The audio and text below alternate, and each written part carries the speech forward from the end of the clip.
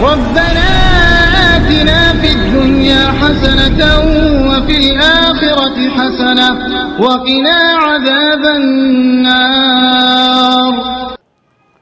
अस्सलामु अलैकुम वरहमतुल्लाहि वबरकातुहू। नहमदुहु व नुसल्ली अला रसूलिल करीम, अम्मा बाद। औज़ु बिल्लाहि मिनश शैतानिर रजीम, बिस्मिल्लाहिर रहमानिर रहीम। क़ाल अल्लाहु सुब्हानहु व तआला फ़ी कलामिहिल मजीद व युसिरूना अला अनफुसिहिम वलौ काना बिहिम खसासा।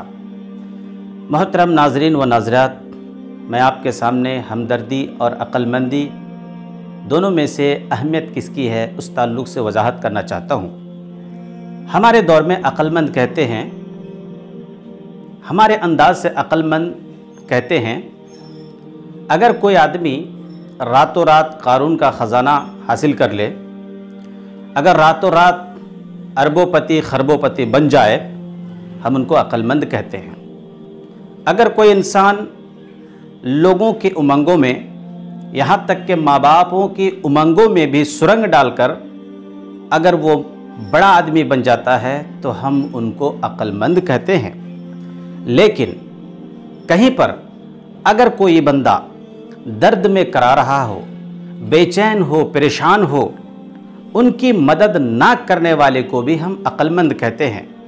मिसाल के तौर पर कोई लाचार, मजबूर, यतीम, बेवा आपके हुजूर में हाजिर होते हैं और आपसे मदद की उम्मीद करते हैं, आप उनको झूठ बोलकर वहाँ से भगा देते हैं, आप उनको डांटते हैं, उनको फटकारते हैं और भगाने के बाद आप बड़े फ़ख्र से कहते हैं, देखा मैंने अपने अक्ल का कैसे इस्तेमाल किया, मैंने फ़लाने को उल्लू बना दिया।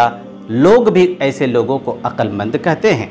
राह में चलते हुए अगर कोई पड़ा हुआ हो, अगर बेचैन हो, अगर किसी की हड्डियाँ टूट गई हो, ज़ख्म से चूर हो, जिस्म से खून के फव्वारे निकल रहे हों और आप उस बंदे को, मजबूर बंदे को देखकर आप गुज़र जाते हैं और कहते हैं कि देखा मैंने अपने आप का बचाव कर लिया, मैं कितना अक्लमंद हूँ।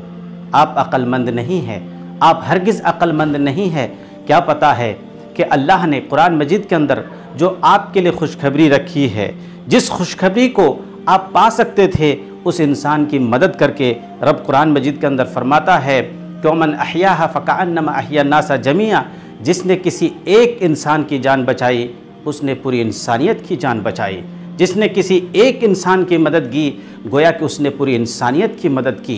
क्या पता है कि वो बंदा वो खून में तड़प रहा हो, घर में माँ खाने में बैठकर इंतज़ार कर रही हो, बीवी दिलहीज़ पर खड़े होकर इंतज़ार कर रही हो, बच्चे राह तकते हों कि कोई पैगाम मेरे अब्बू के आएंगे, मेरे लिए कुछ लेकर आएंगे, लेकिन आप हैं कि उनकी बात नहीं सुनते हैं, उनके करीब तक नहीं जाते हैं, कहीं मैं फंस ना जाऊं।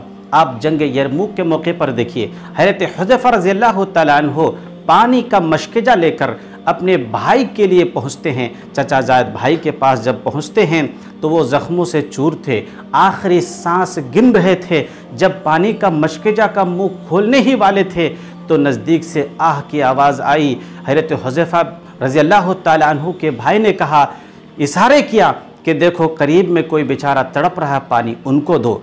जब उनके पास पहुंचते हैं, करीब से किसी और की आह की आवाज़ आती है, फिर वो इशारा करते हैं कि मेरे करीब में रहने वाले भाई को दो। दूसरों को तरजीह दी और दूसरों को उन्होंने कुर्बानी का जज्बा पेश किया और दूसरों को पानी बढ़ाने के लिए कहा। आज जब उस बेचारे को जो खून में तड़प रहा है, आपकी मदद की उसको ज़रूरत थी, शायद कि आपकी मदद की वजह से उनकी जान बच जाती, आप क्या करते हैं, वहीं पर छोड़कर चले जाते हैं। मोहतरम नाज़रीन व नाज़रात, इसार व हमदर्दी के ताल्लुक़ से अगर आप देखना चाहते हैं, अक्लमंदी के ताल्लुक़ से आप देखना चाहते हैं, दर्दमंद किसे कहते हैं आप देखना चाहते हैं, तो हज़रत जरीर रज़ियल्लाहु तआला अन्हु को देखिए, अपने ग़ुलाम को घोड़ा ख़रीदने के लिए भेजते हैं। जब वो घोड़ा ख़रीद कर लाता है तो घोड़े वाले को कहते हैं आपने कितने में बेचा?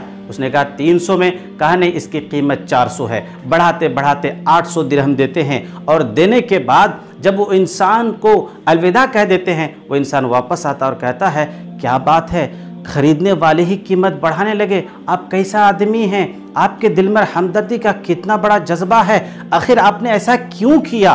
तो हज़रत जरीर रज़ियल्लाहु ताला अन्हु ने कहा, मैं जब नबी के सामने हाजिर हुआ था उस वक़्त मैंने नबी से वादा किए थे, बायत रसूलुल्लाह सल्लल्लाहु अलैहि वसल्लम अला इक़ामिस सलात व ईताई ज़कात व नुस्ह लिकुल्लि मुस्लिम। मैंने नबी से वादा किए थे कि मैं जब तक ज़िंदा रहूँगा मैं नमाज पढ़ूँगा, मैं ज़कात दूँगा और हर एक मुसलमानों के साथ हमेशा मैं भलाई से पेश आऊँगा।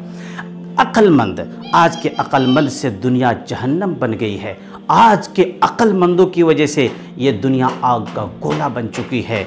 अक्लमंदी, ऐसी अक्लमंदी इंसानियत को नहीं चाहिए।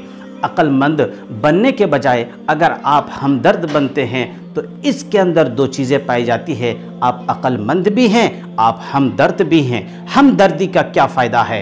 एक औरत जिसको हम फाहिशा कहते हैं, एक औरत जिनको हम जानिया कहते हैं, एक ऐसी औरत जिनका नाम लेना भी गुनाह समझते हैं, एक ऐसी औरत जिनको कोठी वाली कहती हैं, लेकिन ऐसी औरत भी जन्नत वाली बन जाती है एक हमदर्दी के एहसास की वजह से।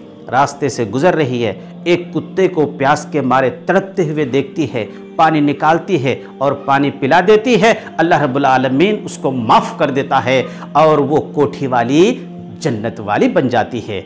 आप भी अगर किसी इंसान के साथ हमदर्दी करेंगे, किसी बेचारी को इफ्तारी पहुंचा देंगे, किसी के लिए सहरी का इंतज़ाम कर देंगे, तो अगर आप कितने भी बड़े गुनहगार क्यों ना हो, इसी हमदर्दी के जज्बे के ज़रिए से आप जन्नत वाले बन सकते हैं। आखिर में अल्लाह ताला से दुआ है कि अल्लाह रब्बुल आलमीन हम सबों को दुनिया में जब तक ज़िंदा रखे, हमें हमदर्दी के साथ, इसार और जज्बे के साथ हमें ज़िंदगी गुजारने की तौफीक अता फ़रमाए। आमीन। अस्सलामु अलैकुम व रहमतुल्लाहि व बरकातहू।